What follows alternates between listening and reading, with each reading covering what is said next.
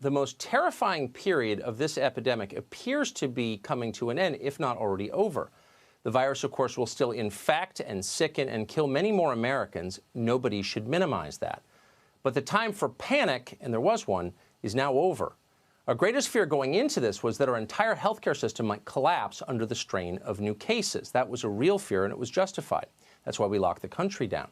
But that collapse never came, and we are grateful for that. The famous curve they told you about has been flattened.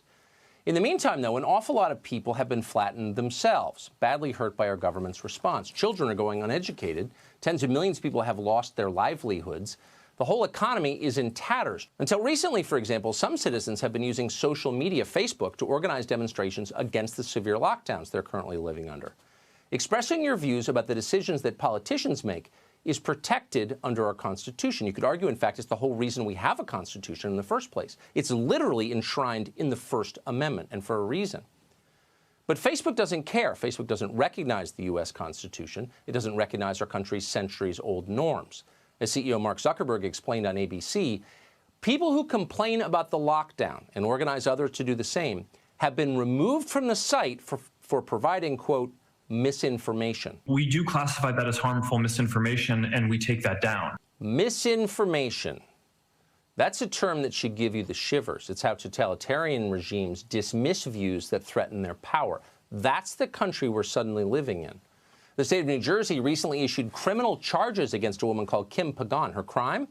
Organizing a protest against the lockdown. In other words, she criticized the governor of New Jersey, so his employees had her arrested. Are you comfortable with that? Our leaders are comfortable with it. They applaud it. It makes life easier when your critics shut up and go to jail. They like that. In Elizabeth, New Jersey, the mayor there is using unmanned drones to spy on citizens and make certain they obey. That sounds like something they do in China. And they do. In fact, the drones are literally from China. They're made by a Chinese company called DJI. The company has donated them to 22 American states to control unruly voters. It seems obvious those drones must be sending data back to their masters in China. The Pentagon believes they are. They've banned their use. But the mayor of Elizabeth doesn't care. The drones are helping him consolidate his power. He's for them. Over in New York City, Mayor Bill de Blasio doesn't seem to have drones just yet. He may, but for now he's got the next best thing. 8 million potential snitches all working for him. De Blasio has ordered his citizens to spy on their neighbors and report their neighbors if they behave in unapproved ways. Needless to say, it should make you very nervous when politicians leverage your fear to make themselves more powerful. It ought to terrify you when they start arresting people for the crime of disagreeing with them. The press ought to be asking that question. They should get to the bottom of it, but they're not. Instead, they're cheering on the repression. Watch MSNBC explain how anyone who disagrees with the politicians they like is, needless to say, a racist. What is it that they're trying to channel here? Is this sort of neo-Confederacy? And what the hell does that have to do with a pandemic? America first is a phrase that was used by Charles Lindbergh and the Nazi sympathizers in 1939, 1940, 41. It became President Trump's rallying cry.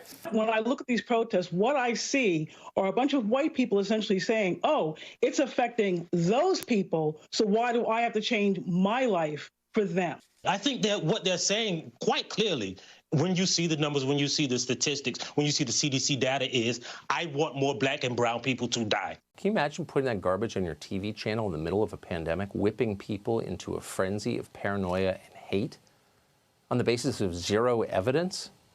On The View today, host Joy Behar complained that not enough rights have been abolished during this pandemic. Exercising the right to bear arms, she said, should be treated going forward as a felony. Why are you bringing guns to a rally?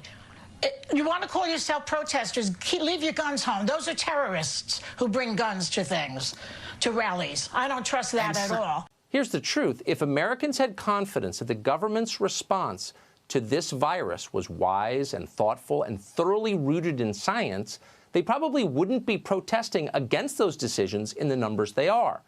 But they don't believe that, and they don't believe it for good reason. When the state of Michigan bans joint replacements but encourages abortions and lotto ticket sales, you know more than science is going on here.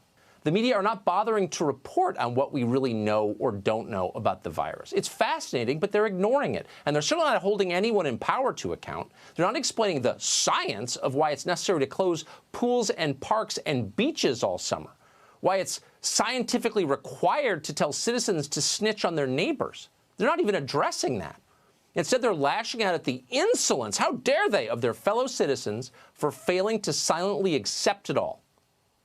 Many in the media seem to be enjoying this crisis, and they are. It's been a great opportunity to talk at great length about their all-time favorite subject, which is themselves, and how much more impressive they are than you.